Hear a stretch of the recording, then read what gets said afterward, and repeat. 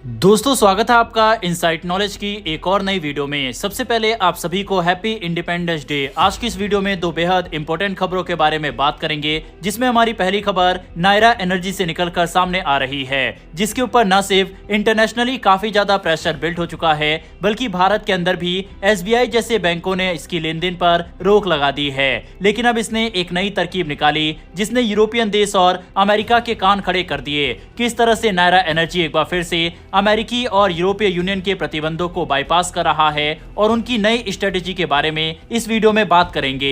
इसके अलावा Balochistan liberation army ने अमेरिका को पाकिस्तान के मुद्दे पर आईना दिखाया है।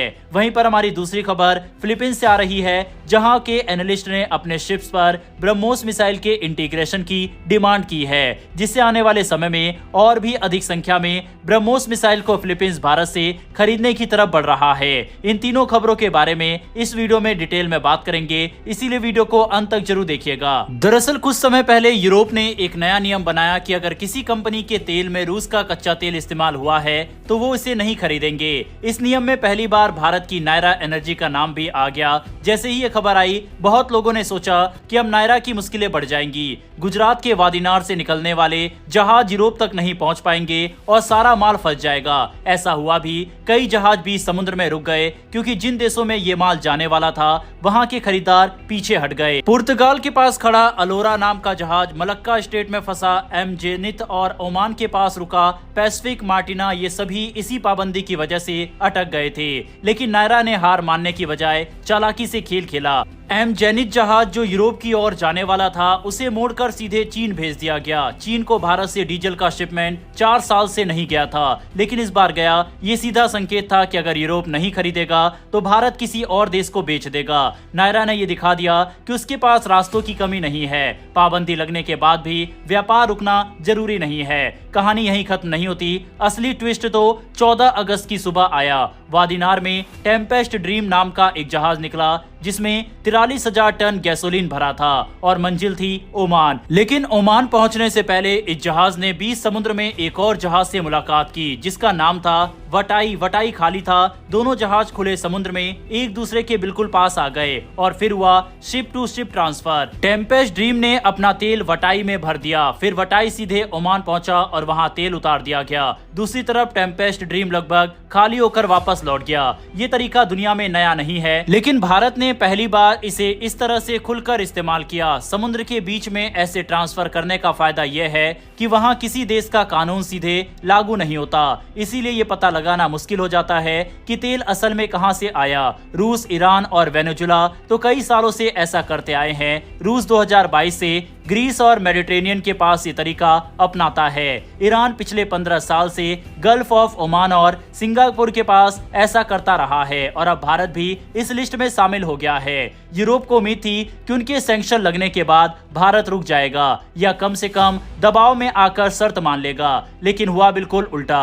भारत ने यूरोप के सबसे बड़े प्रतिद्वंदी चीन को डीजल बेचकर साफ दिखा दिया कि वो किसी एक बाजार पर निर्भर नहीं है और अगर एक दरवाजा बंद हो गया तो दूसरा खोल लिया जाएगा। नायरा ने न सिर्फ नए ग्राहक ढूंढे, बल्कि रूस के कच्चे तेल से बने प्रोडक्ट्स को भारत के घरेलू बाजार में भी बेचना शुरू कर दिया। इसका मतलब है कि अगर निर्यात में कोई दिक्कत आई तो देश के भीतर ही इसकी खपत हो जाएगी। इस पूरी कहानी में सबसे दिलचस्प बात यह है कि सब कुछ बिल्कुल खुले आम हुआ, लेकिन फिर भी किसी देश ने इसे रोक नहीं पाया, क्योंकि तकनीकी तौर पर खुले समुद्र में इस तरह का लेन देन किसी के अधिकार क्षेत्र में नहीं आता। यही वजह है कि यूरोप की पाबंदियां कागज पर तो सख्त लगती है, लेकिन असल जिंदगी में उनका असर इतना नहीं पड़ता।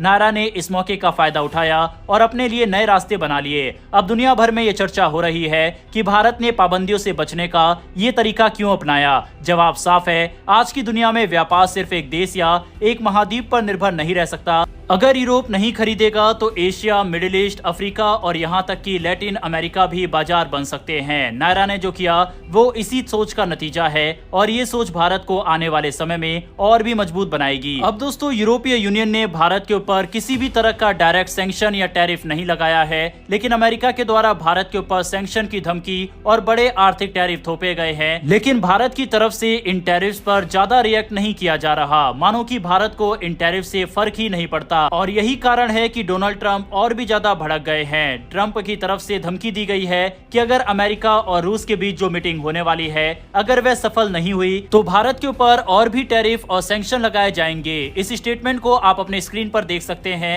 इतना ही नहीं, उन्होंने ये भी कहा कि अब अमेरिका का साथ यूरोपीय यूनियन को देना चाहिए और भारत जैसे देशों पर सैंक्शन और टैरिफ लगाना चाहिए। यानी कि साफ है कि अमेरिका के टैरिफ का असर भारत पर नहीं पड़ रहा। इसी वजह से इस तरह की बातें ट्रंप की तरफ से कही जा रही है, जिससे भारत और रूस दोनों के ऊपर प्रेशर क्रिएट किया जा सके। दूसरी तरफ अमेरिका की तरफ से हाल ही में बलूचिस्तान लिबरेशन आर्मी के ऊपर बैन लगाते हुए उन्हें टेररिस्ट ऑर्गेनाइजेशन अमेरिका की तरफ से करार दिया गया।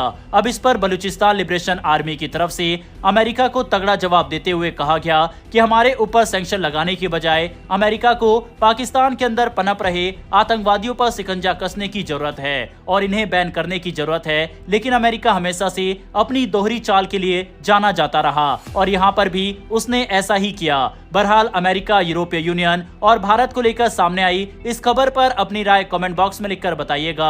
बढ़ते हमारी अगली खबर की तरफ, जो कि फिलीपींस से आ रही है। 13 अगस्त 2025 को वेस्ट फिलीपींस सी में एक बड़ा और हैरान करने वाला वाकया हुआ। जगह थी स्कारबोरा सोल, जो फिलीपींस की समुद्री सीमा यानी EEZ में आता है। यहाँ फिलीपींस का कोस्ट गार्ड और अपने मछुआरों की सुरक्षा के लिए उन्हें एस्कॉर्ट कर रहा था, क्योंकि चीनी जहाज बार बार उन्हें परेशान करते हैं। इस ऑपरेशन के दौरान ही चीन की नौसेना यानी PLA नेवी का एक जहाज फिलीपींस के मिशन को रोकने की कोशिश में इतना आक्रामक हो गया कि वह सीधे चीन के ही कोस्ट गार्ड जहाज से टकरा गया।